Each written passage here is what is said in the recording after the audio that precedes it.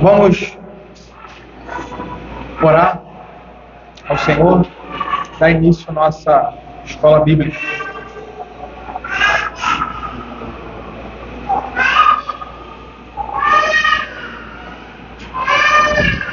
Vamos orar. Senhor Deus, Pai bondoso, nós te agradecemos, Pai, pelo dia do Senhor, te agradecemos pela tua palavra pregada, exposta. Nessa manhã, te pedimos também nesse momento, Pai, que o Senhor nos abençoe no estudo da confissão de fé, essa doutrina tão elevada que vamos tratar hoje, da justificação. Pai, que o Senhor nos ensine por meio da tua palavra. Continue trazendo aos nossos corações esses ensinos para a nossa edificação, para o nosso crescimento e para a glória do teu santo nome. Que o Senhor seja louvado, que o Senhor seja engrandecido em nosso meio. Fica conosco, assim oramos e te pedimos, em nome de Jesus. Amém. E amém. Irmãos, vamos falar hoje, na primeira sessão, capítulo 11 da Confissão, tratando aí sobre a justificação. Capítulo 11, sessão 1, o texto ainda não está ali, mas eu vou fazer a leitura aqui para a gente ganhar tempo, tá? E a gente vai acompanhando. Como eu já me conheço, eu já não propus fazer tudo de uma vez, tratar de toda essa sessão hoje, mas eu já resolvi tratar ela pela metade. Então a gente vai até certo ponto e a gente conclui na próxima aula, tá bom? Para não ficar muito extensivo aqui. A seção 1 do capítulo 11 da Confissão diz assim: os que Deus chama eficazmente, também livremente justifica. Essa justificação não consiste em Deus infundir nele justiça, mas em perdoar os seus pecados e em considerar e aceitar as suas pessoas como justas. Deus não justifica em razão de qualquer coisa neles operada ou por eles feita, mas somente em consideração da obra de Cristo, não lhes imputando como justiça a própria fé, o ato de crer ou qualquer outro ato de obediência evangélica, mas imputando-lhes a obediência e a satisfação de Cristo quando eles o recebem e se firmam nele pela fé, que não tem de si mesmo, mas que é dom de Deus. Então, vamos tratar aqui dessa sessão, esse assunto da justificação. Então, como nós já falamos, nós temos diante de nós uma das mais elevadas doutrinas que a igreja proclama. Nós que conhecemos aquele período ali da Reforma, os reformadores como Lutero e alguns outros que vieram depois de Lutero, eles falaram dentro desse sentido de que a igreja de Cristo ela se mantém de pé, ela entende quem ela é e qual o papel da igreja de Cristo nesse mundo a partir dessa doutrina. Então, por isso a importância de nós termos aqui uma boa compreensão do que vamos tratar.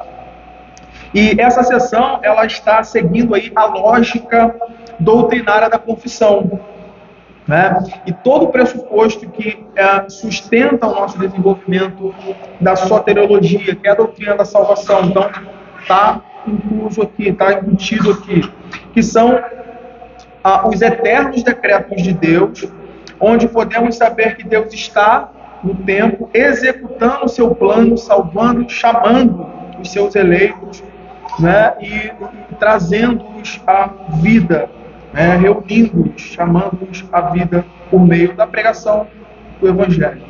Tá? Então, a primeira parte da confissão, ela afirma exatamente essa realidade, que a salvação e todos os elementos que a constituem, como no caso aqui a justificação, tá? São, na verdade, aqueles meios de aplicação da perfeita obra de Cristo na vida dos seus eleitos. Então, mais uma vez, isso está fundamentado em Deus, na sua eleição eterna e na aplicação ou na concretização do seu plano eterno por meio do chamado e da justificação. Então a lógica aqui é essa. Basicamente, resumindo, a lógica aqui é essa. Se Deus justifica alguém, é porque na eternidade ele elegeu e no tempo ele chamou eficazmente pelo Evangelho. E então, a partir disso, tudo acontece. Tudo vai se desenvolvendo a partir disso. Então, esse é o ponto justamente que nós temos aí nesse início. Os que Deus chama eficazmente, também livremente justifica. E o sentido aqui, o sentido disso, ele é bem óbvio, ou ele é bem objetivo, tá? De nós entendermos essa realidade da justificação, né? Por que Deus justifica, né? Dentro de todo esse processo, desses elementos que nós temos aí dentro da soteriologia. Então, o sentido é bem objetivo. Deus, como um justo juiz, ele não pode abrigar em sua presença, ele não pode ter vínculo, ter comunhão, vínculo de amor com o culpado sem que essa culpa seja plenamente tratada. Ok? Então, nós estamos falando de um Deus santo, e aí vem todos os atributos do nosso Deus, santo, justo, reto, e que não admite o pecado, tá? E, consequentemente, aquele que é o portador, né, do pecado. Então, o sentido óbvio aí é basicamente esse. Deus, como esse reto juiz, ele não admite, ele não pode abrigar, ter comunhão, vínculo de amor com o culpado sem, ou, né, a grosso modo, ou resumidamente, fazendo vista grossa. É como se nada tivesse acontecido, né, sem tratar, né, essa culpa, fazendo assim com que a sua justiça seja satisfeita. Então, dentro dessa lógica soteriológica que a confissão cresce, nós temos aqui justamente essa resolução do ensino bíblico, ou seja, Deus elege, chama e justifica o eleito em Cristo Jesus e o recebe em sua família como filho, que aí vai ser o alvo do próximo capítulo da sessão, né, que é a questão da adoção, que é algo à frente. Então, isso está relacionado, a justificação aqui, essa altura aqui da confissão, ela está tratando exatamente desse ponto onde o Deus Santo, o Deus Justo, ele está tratando do problema do homem, né, do maior problema do homem, que é o seu pecado, a sua condição, né, a condição do seu próprio coração. Primeiramente, abra Efésios. Quem achar Efésios 1, verso de 4 a 6, pode ler, por favor. Efésios 1. Assim como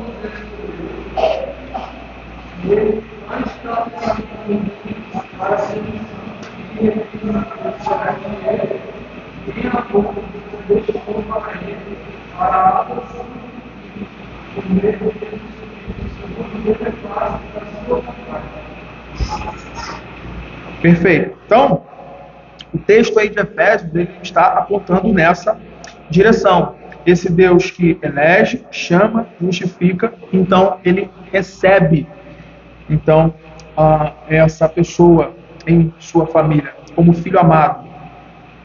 Mas o ponto é esse, é pela obra e pelo mérito de Cristo na justificação, tornando então o pecador aceitável diante de Deus. Porque sem a reparação, em ponto é esse, sem a reparação, a satisfação da justiça de Deus, ninguém poderá usufruir da presença favorável de Deus, do seu amor, da sua bondade, da sua misericórdia, né? E eu sempre lembro de algo que um professor meu ele falava com relação a essa relação que todos os homens indistintamente têm com Deus. Todos têm um relacionamento com Deus. Todos. Todos os homens eles estão em um relacionamento com Deus. Ou um relacionamento de ira, que é a condição natural de cada homem que nasce pelo pecado herdado de Adão, ou um relacionamento de graça, bondade, que é exclusivo daqueles que estão debaixo, abrigados sob o mérito de Cristo. Né? Mas o fato é que todos, de alguma forma, eles estão em um relacionamento com Deus. Ou um relacionamento de ira e ódio, onde Deus está ativamente a se relacionar, ou eles estão ativamente se relacionando com Deus nesse sentido, ou de graça, amor e bondade. E o ponto distintivo, o ponto crucial aí é Cristo. A gente citou aqui, na exposição que eu fiz, falando sobre essa realidade, não lembro quem foi que eu citei, acho que foi Thomas Watson. Ele fala sobre essa realidade. Todos os homens eles estão pendurados ou no cinturão de Adão ou no cinturão de Cristo. Né? Diante de Deus só existem esses dois homens. Todos os demais estão pendurados nesses cinturões, tá?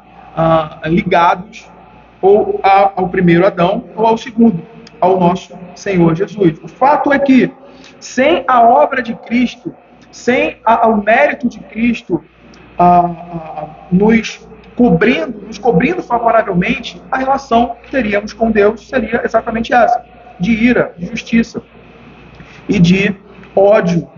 Né? E é interessante percebermos isso, porque abra Salmo 5, versos 4 e 5, depois eu vou ler mais um texto do Antigo Testamento, Naum.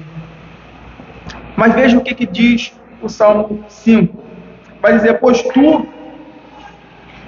não és Deus que se agrade com a iniquidade, e contigo não subsiste o mal. Os arrogantes não permanecerão à tua vista.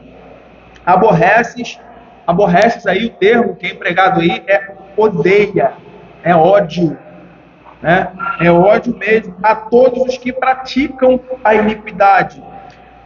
Naum, capítulo 1, verso 2 e 3 vai dizer, o Senhor é Deus zeloso e vingador, o Senhor é vingador e cheio de ira, o Senhor toma vingança contra todos os seus adversários e reserva indignação para os seus inimigos. O Senhor é tardio em irar-se, mas grande em poder e jamais, aqui está um ponto crucial para a nossa compreensão da doutrina da justificação, e jamais inocenta o culpado. Aqui está uma questão que a gente precisa lidar e trabalhar, e talvez aqui esteja um ponto que não permite que a gente avance muito no restante da confissão, sem esclarecermos essa realidade aqui. Jamais inocenta o culpado. Então, como podemos entender essa realidade da justificação de um Deus justo, de um Deus santo, né, justo, justificando pecadores? Então, aqui está essa grande realidade. A primeira questão aqui é essa: definir o conceito de justificação para entendermos, então, como Deus aplica a justiça aos seus eleitos pela obra meritória de seu Filho, Jesus, unicamente. E aí, Alexander Roger, ele define assim a realidade da justificação. Essa justificação é um ato judicial de Deus, na qualidade de juiz supremo, pelo qual ele perdoa todos os pecados do crente e o julga. Veja que interessante, o julga, o aceita e o trata como uma pessoa justa à luz da lei divina. E esse ato justificador procede da imputação ou do ato em que Deus lança em favor do crente o crédito da justiça de seu grande representante e fiador, Jesus Cristo. Essa definição aqui é importante porque ela visualiza bem, de forma bem nítida e clara, aquilo que vem em seguida no texto da confissão que nós temos aí diante de nós. E essa questão que vem em seguida é justamente isso. Essa justificação não consiste em Deus infundir neles a justiça, mas em perdoar os seus pecados e em considerar e aceitar as suas pessoas como justas. E qual é a preocupação doutrinária aqui da confissão em dizer que Deus não infunde justiça no homem ao justificá-lo?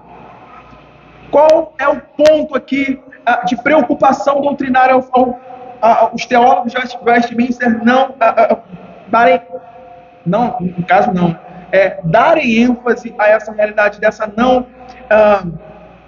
de não infundir a justiça neles? É simples e puramente esse, de afirmar que nesse processo, né, nessa ação de Deus, a natureza pecaminosa, ela não é eliminada, né? Ela não é retirada do homem, né?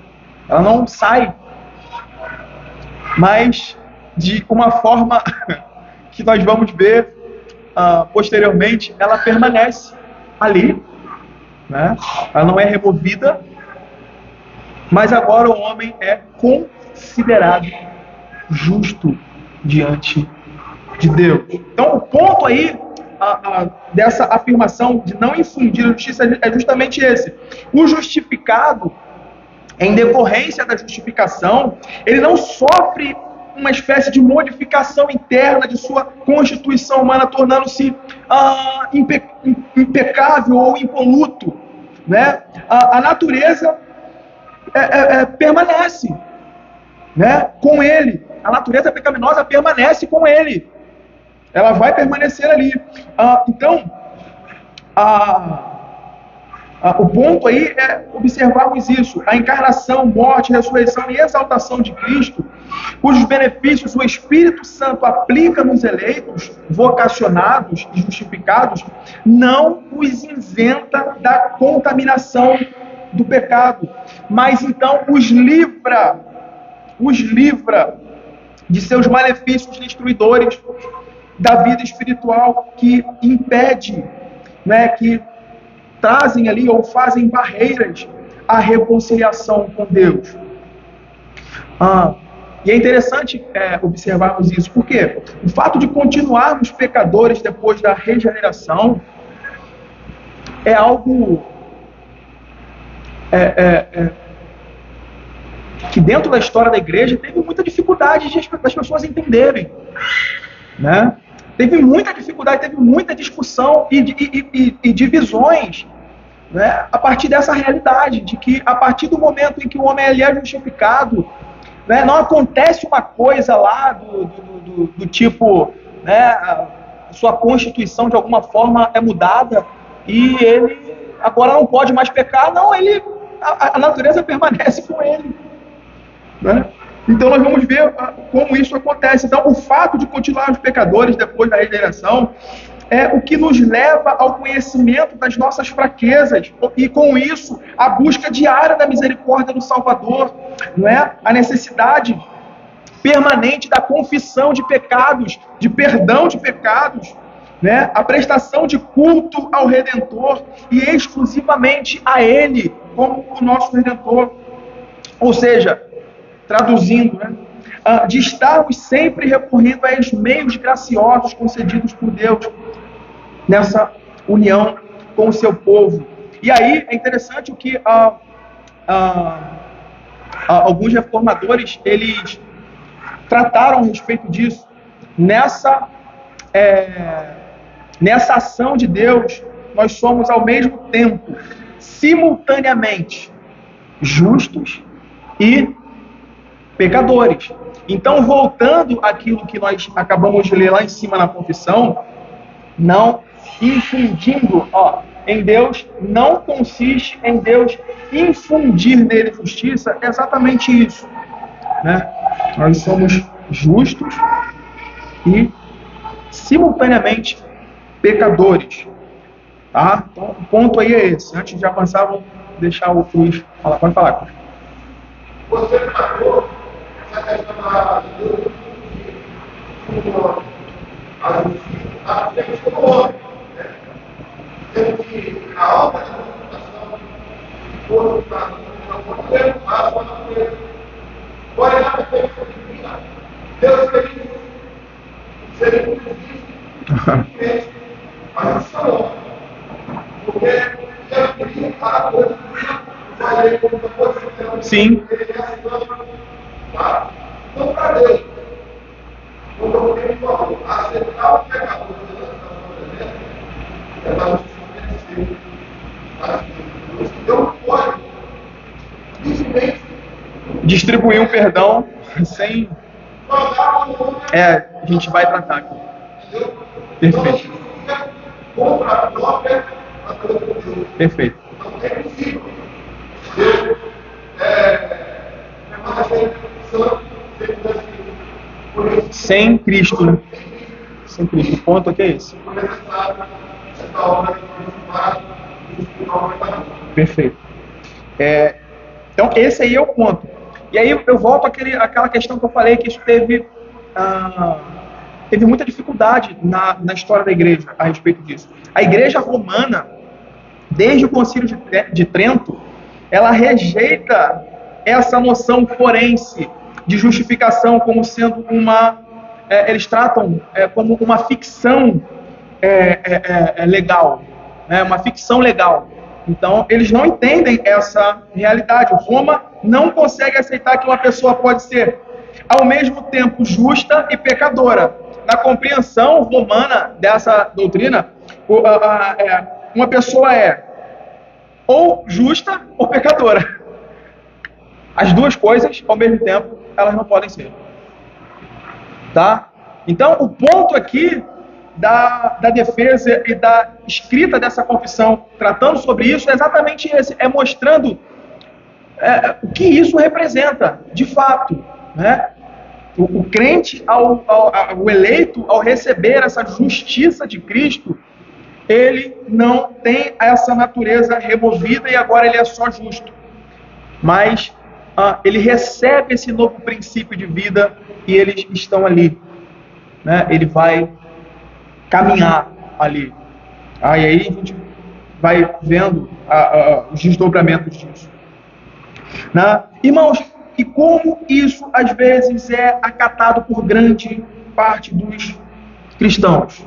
Às vezes não de forma assim como nós estamos falando, tá?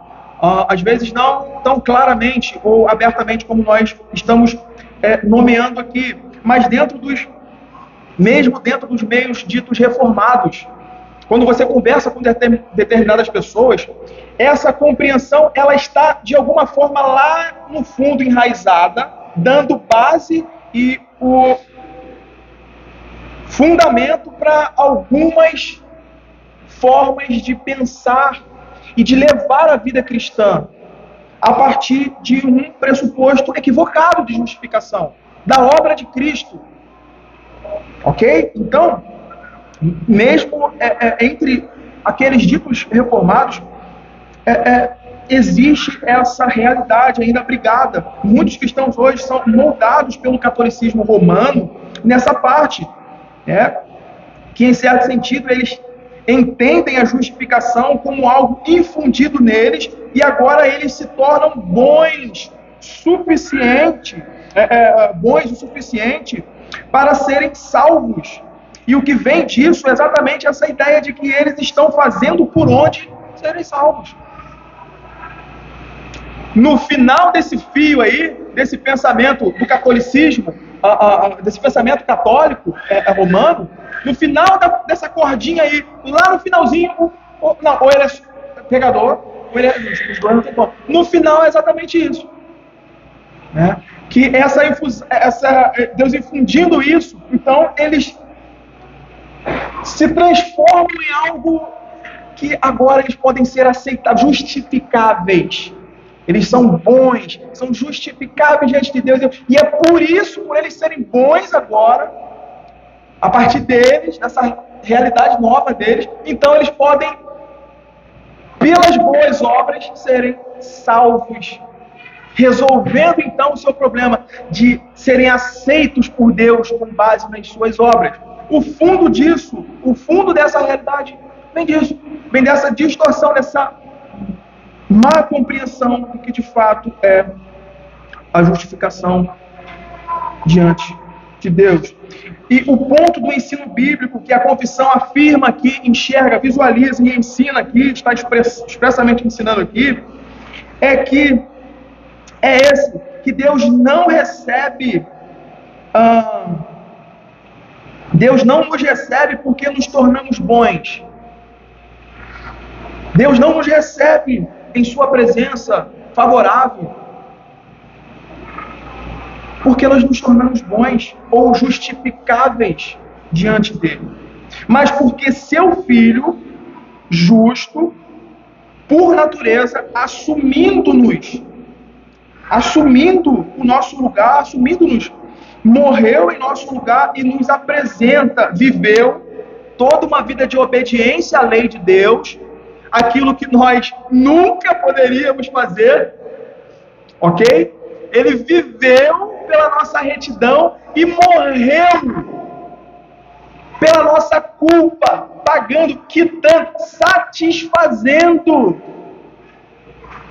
plenamente a justiça de Deus. Então, ele se apresenta diante de Deus em nosso favor, justificando-nos.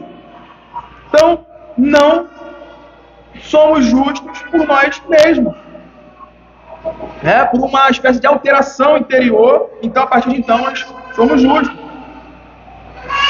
E é interessante ver o que Romanos, eu vou ler para a gente ganhar tempo, Romanos 4, versos 5 e 6, vai dizer assim: ora, a respeito disso que nós estamos vendo, ora, ao que trabalha, o salário não é considerado como favor, e sim como dívida. Mas ao que não trabalha, porém, crê naquele que justifica o ímpio, a sua fé lhe é atribuída como justiça. E essa realidade aí, essa realidade da fé aqui ser atribuída como justiça, nós vamos trabalhar na segunda parte, não hoje, tá? Segunda parte da nossa aula. Mas veja o verso 6, vai dizer assim: e é assim também que Davi declara ser bem-aventurado o homem a quem Deus atribui justiça, independentemente de obras. Bem-aventurado aqueles cujas iniquidades são perdoadas e cujos pecados são cobertos. Bem-aventurado o homem a quem o Senhor jamais imputará pecado. Os teólogos de Westminster, nesse contexto aqui, eles estavam combatendo a ideia romanista da justificação, que abarcava todas as esferas de boas obras humanas para serem justos ou serem considerados justos diante de Deus, tá? Então, aqui, nessa pequena e objetiva afirmação, eles rompem com Roma e abraçam as Escrituras e afirmam em alto e bom som que não há justificação fora e à margem da pessoa e obra de Cristo. Não há como o homem ser justificado. Ok? E aí é essa declaração que nós temos aí: Deus não os justifica em razão de qualquer coisa neles operada ou por eles feita. Então ele está afirmando aquela realidade que ele falou: olha, isso não é infundido neles, para que então, por meio dessa operação feita neles, eles se tornem algo que de alguma forma habilitem eles para fazer ou cooperar na sua salvação. Não, isso é totalmente por Cristo, é o que ele vai falar, mas somente em consideração da obra de Cristo. E aí, voltando mais um pouquinho aquilo que a gente estava falando, como as crentes, às vezes, mesmo em meio reformados, eles vão... a gente estava conversando esses dias, eu e a Liz, pessoas são piedosas, sabe? Mas ainda carregam essa distorção, sabe? Essa falta de compreensão. Né? Ou talvez esbocem certa piedade, mas fogem dessa realidade. E aí? Tentando trazer uma aplicação em alguma situação, e aí? Você tá fazendo por onde? Como se a nossa caminhada cristã, a nossa entrada no reino dos céus, elas dependessem do mérito das nossas obras. Como se isso dependessem de nós estarmos fazendo por onde. Né? De nós praticarmos as boas obras para que então sejamos salvos. Né? Tem essa inversão aí. Né? A Escritura não aponta para isso. Ela fala assim, a Escritura não ensina que nós precisamos praticar as boas obras, fazer as boas obras para que sejamos salvos. Não. A Escritura vai apontar ao contrário disso. Ela vai falar, vocês foram eleitos, chamados em Cristo Jesus para as boas obras. As boas obras são fruto. Elas vêm como fruto dessa obra realizada de Cristo, da justificação de todos os elementos que estão envolvidos ali. Né? Nós não fazemos isso para ganhar aquilo. Tá? Nós vivemos uma vida de obediência e respondemos efetivamente ao Evangelho porque Deus trouxe essa graça a nós. Ok? Calvino diz algo interessante sobre essa parte aí, né, essa primeira parte da confissão. Ele vai dizer que sobre a justificação, que isto seja mantido em pureza e toda doutrina permanecerá pura. Caso isso seja obscurecido e adulterado, tudo estará perdido. Tá? Então, esse aí é o ponto. Então, além de expor os erros que dominou ali a Europa por praticamente 1000 anos, os teólogos de Westminster eles afirmaram que a verdade bíblica sobre essa doutrina tão elevada está dizendo, né, que a base da justificação é que o objeto, e esse é um ponto importante para a gente entender essa segunda parte da fé dentro dessa realidade de justificação. A base da justificação é que o objeto no qual a fé repousa é Cristo. Não é a fé em si, ok? Não é a fé pela fé, mas é o objeto em que essa fé repousa, ok? E isso é dado graciosamente por Deus. Cristo, então, e sua reta justiça. Cristo e sua justiça. Então, Deus absolve o pecador, declara-o livre da dívida com base na justiça de Cristo, que foi imputada a ele. Abra Romanos 5. Isso precisa ficar claro para a gente, tá?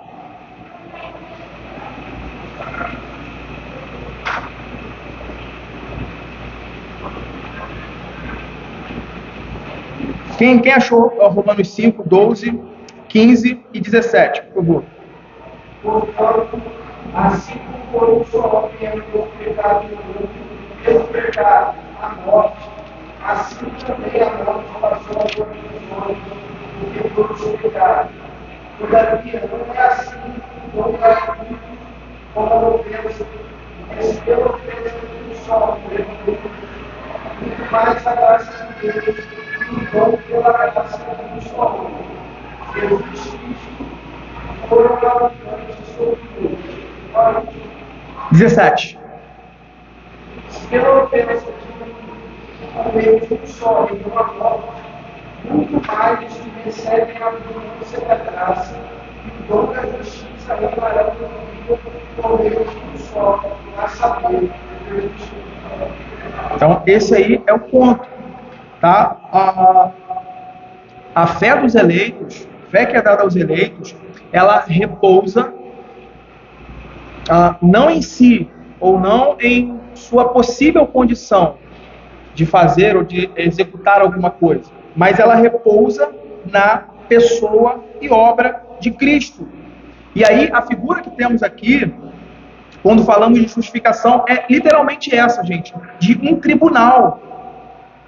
Um tribunal. Deus, o justo juiz, por meio do seu próprio Filho, como esse representante nosso, legal, esse representante da aliança, ele nos considera justos. Tá? Nos considera justos, não sem um pagamento. E esse é o ponto que o diácono Vanderlei estava apontando. Esse é o ponto aqui que está envolvido aqui. Não sem um pagamento, mas ele remove esse espírito de dívida encravando inteiramente na cruz. Cada pecado, toda a culpa e dívida do seu povo, ela é satisfeita plenamente em Cristo Jesus. E é exatamente por isso que o crente, ele lança toda a sua fé, toda a sua esperança, toda a sua expectativa, não em si, mas na pessoa e obra de Cristo. Ok? Na pessoa e obra de Cristo. Por quê? É Cristo quem vive uma vida perfeita de obediência à lei de Deus, coisa que nenhum homem pode fazer por si. Ok? E é Ele quem nos apresenta. E é Ele quem nos apresenta diante de Deus. É Ele quem nos cobre com o seu mérito, com essa justiça que Ele tem. E é exatamente esse o ponto aí do texto de Colossenses, Colossenses capítulo 2, quem puder abrir, Colossenses 2, 13 e 15.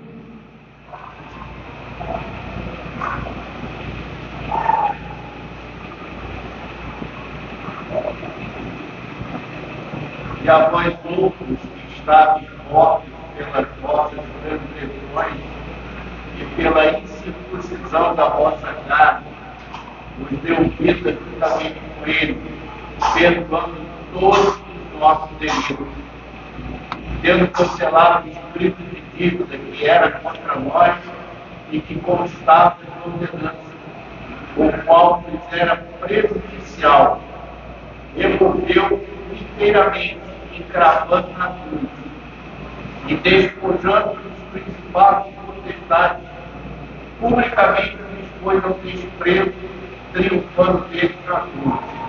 Perfeito. Então veja a forma, ou como Deus, Ele é justo e justificador de pecadores.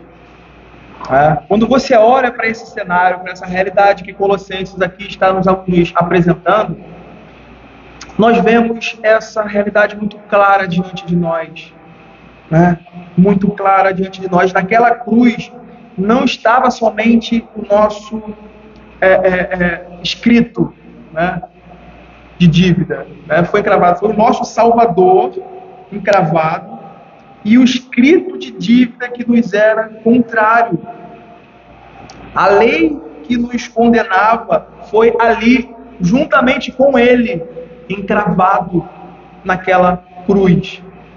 É por isso que nós não podemos olhar para a vida cristã, olhar para a justificação em si, dentro desse ponto específico, e tentar compreender sem a pessoa e obra de Cristo, desvincular isso. Não há possibilidade. Então, eu acho muito interessante uma fala que o reverendo Augusto Nicodemos trouxe há pouco tempo sobre esse ponto aqui. Eu achei muito interessante. Eu copiei aqui, eu trouxe aqui do Ctrl+C, Ctrl+V. Ele diz assim: aonde a lei dizia ou diz, não mentirás, está escrito com o sangue embaixo, pago. Aonde a lei vai, o sangue de Cristo vai. É por isso que nós, como eleitos, não seremos condenados. Porque onde a lei de Deus nos condena, o sangue de Cristo nos purifica e nos perdoa. É por isso que nós chegaremos lá, nunca por mérito, mas pela obra completa e suficiente de Cristo. Então, o ponto aí que a justificação está apontando é exatamente esse. E aí, a gente...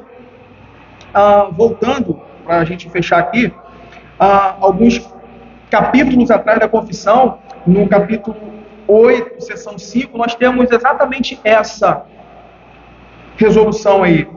O Senhor Jesus, pela sua perfeita obediência e pelo sacrifício de si mesmo, Gente, entenda esse ponto aqui. Quando a gente está falando de perfeita obediência, da perfeita obediência de Cristo, a gente está falando do nosso representante no pacto. Tá? Então, ele está sendo apresentado como esse que cumpriu perfeitamente, obedeceu a lei de Deus em nosso favor, como nosso representante. Então, o ponto aqui é esse. A justificação, ela está alicerçada nisso, em Cristo. E toda essa pessoa e obra está envolvida nisso. Por isso, nós não podemos desvencilhar disso e entender essa doutrina. O Senhor Jesus, pela sua perfeita obediência, pelo seu sacrifício de si mesmo, sacrifício que, pelo eterno Espírito, ele ofereceu a Deus uma só vez, satisfez plenamente a justiça do Pai. Tá? Então, o ponto aí é exatamente esse. Isso vai mostrar que a justificação não é somente uma declaração, ou uma declaração de oferta de perdão, né? Como o Cruz estava falando ali, de perdão lançado ao vácuo. Ela vai muito mais além disso, né?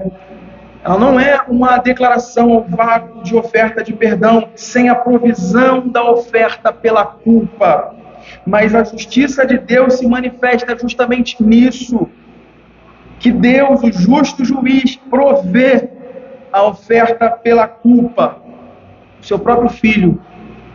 É por isso que o texto de Colossenses está falando, olha, ele removeu e cravou inteiramente na cruz o escrito de dívida, aquilo que nos acusa, pregando em Cristo, cravando o seu próprio Filho lá.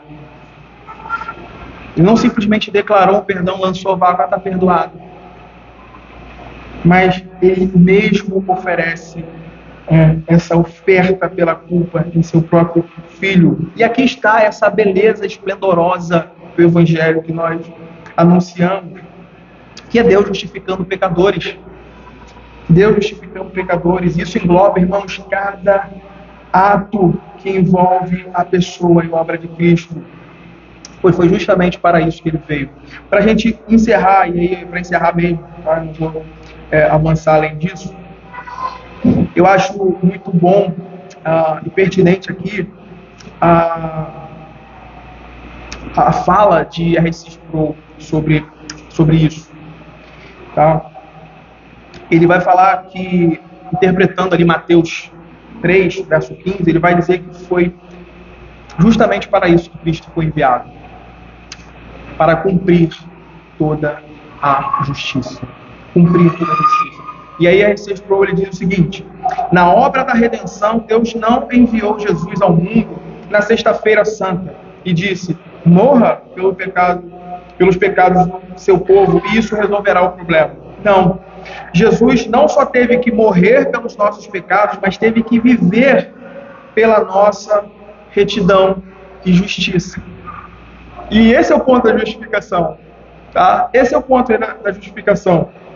E ele continua, se tudo que Jesus tivesse feito fosse morrer pelos nossos pecados, isso removeria a nossa culpa e nos deixaria sem pecados diante dos olhos de Deus, mas não justos. Mas não justos, porque não fizemos nada para obedecer à lei de Deus, que é o que a justiça requer. Nós não fizemos nada, né? Fizemos nada. E é exatamente esse o ponto que Cristo entra. Somente um homem perfeito, sem pecado, somente esse homem, Deus poderia cumprir perfeitamente em cada ponto a lei de Deus, satisfazendo a justiça do Senhor. E então ele pode aplicar pelos méritos da sua obra essa sua retidão, essa sua justiça, acreditando isso aos seus eleitos. É somente por isso.